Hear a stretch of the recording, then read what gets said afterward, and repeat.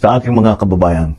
Bago po kami umalis ng Maynila upang pumunta sa Amerika para bumisita, nag-official visit po tayo sa Pangulo ng Amerika, si President Trump, ay nabigyan ko na ng instruction. Sundo po si General Bronner at saka si Admiral Paparo batay po sa pag-uusap namin ni Secretary Hegseth at ng ating Pangulo na magdi-deploy po ang Crisis Action Team ng US Indo-PACOM kaalinsabay po ng ating Armed Forces of the Philippines at lahat po ng pangangailangan ng ating mga response efforts ay naka-activate po ang mga EDCA site.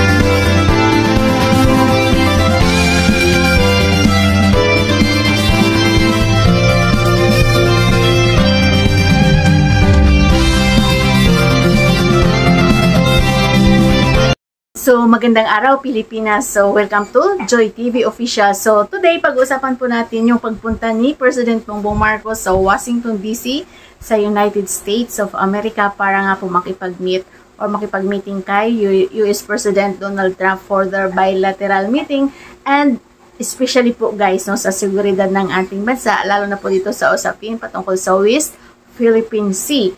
So guys no, so sabi ng mga critics ng ating Pangulo, no, especially po sa mga DDS o yung mga DDS, naku, ikakagulat nyo ito, yung resulta ng pagpunta ni PBBM sa Amerika at ikakagulantang ito dahil alam nyo, naku, so ayaw ko munang pangunahan no, kung ano ang kalabasan ng pagpunta ni President Bongbong Marcos, pero expect na po natin na ito ay para sa bansa, para sa ekonomiya ng ating bansa, no, para sa mamamayang Pilipino. So guys, no, ang tanong ng mga critics, no, especially ang mga DDS, sabi, ano daw ang ginawa ni Pangulo? Mainiwan ba siya sa bansa? Sino ba ang pinagbilinan? So guys, ito po yung dapat ninyong malaman, no? So bago umalis ang Pangulo, na maya-maya po after po nito, ipapakita po natin kung ano ang instruction at utos ng ating mahal na Pangulong Bongbong Marcos bago siya umalis, dahil bago po umalis ay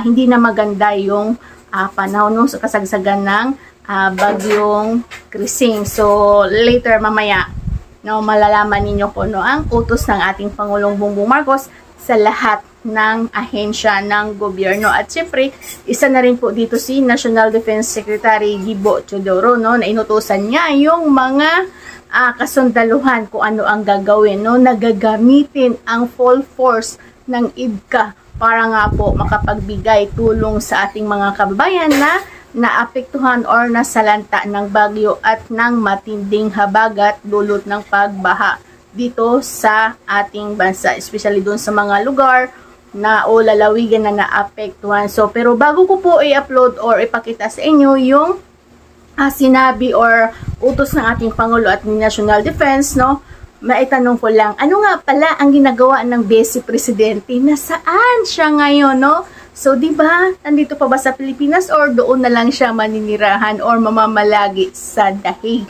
No, ano ang ginagawa niya para sa taong bayan, no? So yun, ibalik po natin ang katanungan sa mga didilis na ito. Nagtatrabaho pa ba ang reyna nyo? No, na kumakamkam ng salapi ng bayan, na sinisweldohan, pero ano ang ginagawa? Di ba?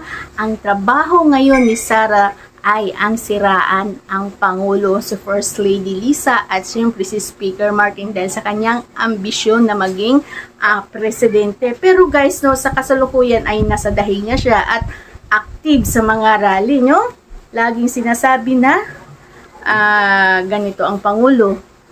Talagang sinisiraan niya yung Pangulo, so wala na pong naniniwala sa mga sinasabi ng Vice Presidente, no? Kasi kumbaga parang alam mo na yung parang dahil sa ambisyon niya na maging presidente, no?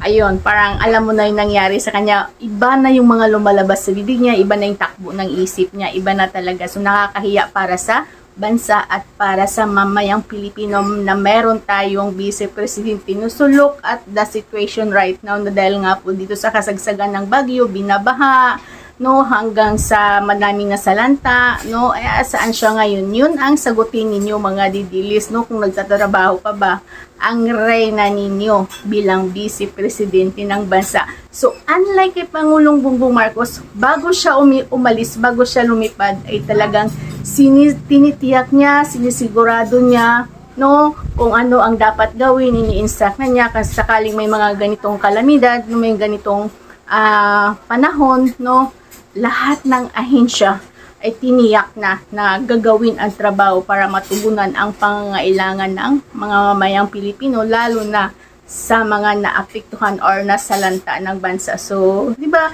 So guys, alam niyo po ba, sobrang nakakahiya talaga yung ginagawa ng Vice Presidente para sa bansa. So, well, anyway, focus tayo dun sa magandang ginagawa ni PBBM sa bansa, no? Bago siya umalis nga, yun nga, sinigurado niya ang lahat. At eto, ipapanood ko sa inyo, no? Alam kong excited na kayo na malaman at kung ano ang resulta. So sabi nga, hindi naman daw na-meet ni Presidente si Donald Trump, pero right now, so alam po natin yung oras sa US, magkaiba dito sa Pilipinas. So kasalukuyan po na nag-uusap si President Bongbong Marcos at si Donald Trump, and yun po ang next natin na video na i-upload po para sa inyo. So bago po kayo mabitin, panoorin nyo po ito, yung utos at bilin ng ating mahal na Pangulong Bongbong Marcos sa lahat ng ahensya ng gobyerno.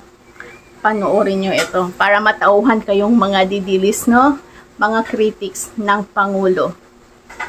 Huwag po pala makalimutan, isa pa sa napakahalagang pakay ni President Bongbong Marcos sa Amerika na gusto niyang i-meet ang presidente na si President Donald Trump ay dahil sa napakataas na taripa no, na mga produkto natin ay naangkat doon sa Amerika. So, dati nasa 17%, ngayon ay tinaasan ng 20%. So guys, iyan po yung pinaka-importante din na gagawin ng ating Pangulo para ibaba yung taripa ng mga produkto natin na inaangkat sa Amerika.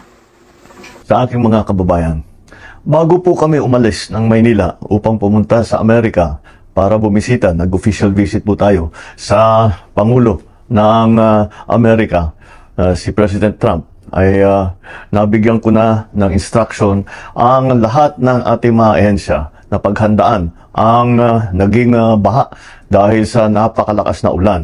Sinabihan ko na ang OCD, DOTR, DOH, DOST, DSWD, DPWH, DOE at saka DILG at lahat pa ng lahat ng ahensya na magtrabaho sila at mag-coordinate sila upang tiyakin na ligtas ang ating mga kababayan. Ang relief goods ay nakahanda na, idinideliver na doon sa mga area na nangangailangan. Yung mga medical team, kasabay na rin noong ating mga relief goods. At tinitiyak natin na merong transportasyon. At siyempre, ay tinitiyak natin na may sapat na supply ng tubig, sapat na supply ng kuryente.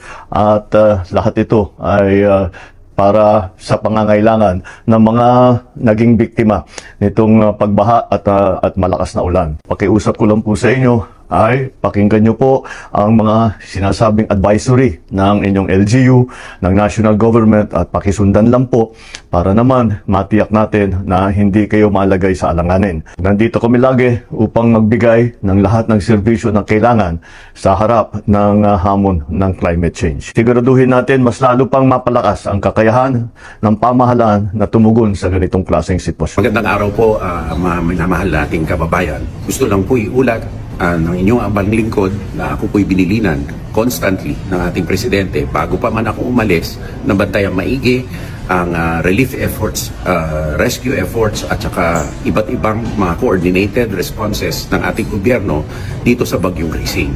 Ngayon po na nandito tayo, ako po'y kausap si General Bronner sa ating Armed Forces of the Philippines at i-coordinate din po niya ang mga kinakailangan na tulong sa US Indo-PACOM upang magamit po ang EDCA facilities at iba't ibang pang mga kagamitan na kinakailangan na katulong ng ating Armed Forces of the Philippines upang makaresponde sa ating mga kababayan. At bago po yan, kami po ay nag-meeting ni na Secretary Gatchalian, kaya po nakapreposition na po ang mga relief goods. Ngunit ganun pa man, kahit na nandito po kami at nakikipag-usap hinggil sa mga importanteng mga issue, kami po ay nakatutok bilang chairperson po ng NDRRMC at saka OCD sa ating Interagency Coordinating Cell, kung saan 24/7 po na nakamonitor at sinusubukan po natin hindi lang po sagutin ang mga pangangailangan ng ating mga nasalanta kung hindi anticipate ang mga susunod pa na kinakailangan gawin.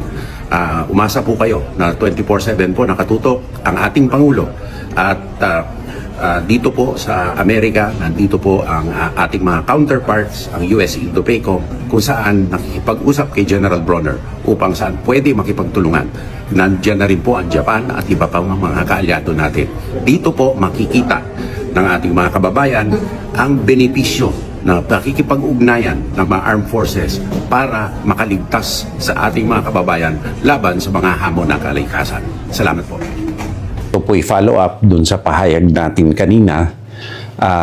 Nagkasundo po si General Bronner at saka si Admiral Paparo batay po sa pag-uusap namin ni Secretary Hegseth at ng ating Pangulo na magdideploy po ang Crisis Action Team ng US Indo-PACOM kaalinsabay po ng ating Armed Forces of the Philippines at lahat po ng pangangailangan ng ating mga response efforts ay naka-activate po ang mga EDCA site for relief goods at ang mga air assets at iba pang mga assets ng combined Armed Forces of the Philippines at US Indo-PACOM ay gagamitin po.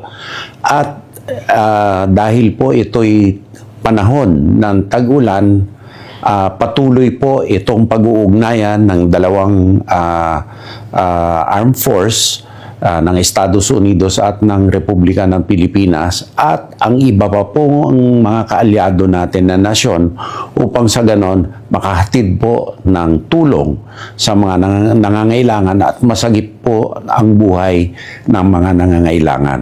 So ako po'y inatasan ng Pangulo na ibalita po sa inyo na nag-monitor po kami dito, nang ipag-coordinate kami kay General Bronner at sa OCD at nag-commit po si Admiral Paparo mismo ng US Indo-PACOM kaya hindi na po siya makikipag-meeting mamaya kung hindi pabalik na po siya sa Hawaii para ma-organize ang combined efforts for kung ano man ang kailangan upang yung rescue and ating relief efforts sa Pilipinas ay tuloy-tuloy po nating magampanan.